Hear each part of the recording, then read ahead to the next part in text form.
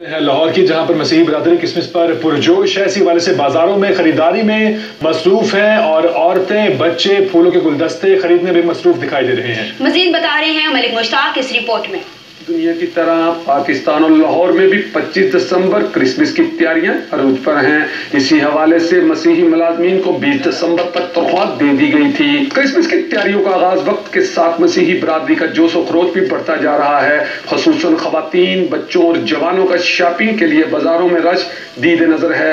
ضلعی حکومت کی طرف سے تمام سرکاری اور نیم سرکاری اداروں میں اپنے فرائض سر انجام دینے والے مسیحی ملازمین کو ماہ دسمبر کی تنخواہ، ریٹائرمنٹ ملازمین کو ان کی پینشن کی رقم پیشگی 20 دسمبر تک ادا کر دی گئی تھی۔ ڈویژن بھر میں مسیحی برادری سے تعلق رکھنے والے افراد کی طرف سے گھروں اور چرچز کو خوبصورتی سے سجانے کا سلسلہ بھی شروع ہو چکا ہے۔ صوبائی دارالحکومت لاہور میں بھی مسیحی برادری کی طرف سے تمام چرچز میں کرسمس کی تیاریاں کی جا رہی ہیں۔ چرچز کو خوبصورت برقی کمکموں سے سجایا گیا ہے اور 25 دسمبر کو ہونے والے پروگراموں کے لیے تیاریاں بھی عروج پر ہیں۔ ہر سال جیسے کرسمس آتی ہے تو اس حوالے سے ہمارے جو کہ کرسچن بہن بھائی ہیں ان کو میری کرسمس، آپ لوگ انجوائے کریں، اور پاکستان میں سارے مذہبوں کے لیے ٹالرنس ہے۔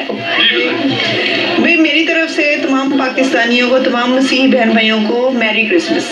یسوع مسیح کی آنے کا مقصد بھی یہی ہے کہ دنیا کو نجات مل سکے، اور یسوع مسیح ہمیں یہی پیغام دیتے ہیں کہ پیار، محبت، اتحاد، بھائی چارہ اور یگانگت، اور خاص کر امن اور سکون کے ساتھ یہ زندگی بسر کرے۔ خوشی بانٹنے سے بڑھتی ہے۔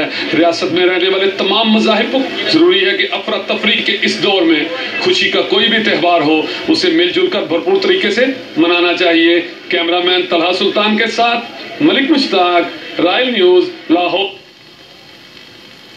بات کریں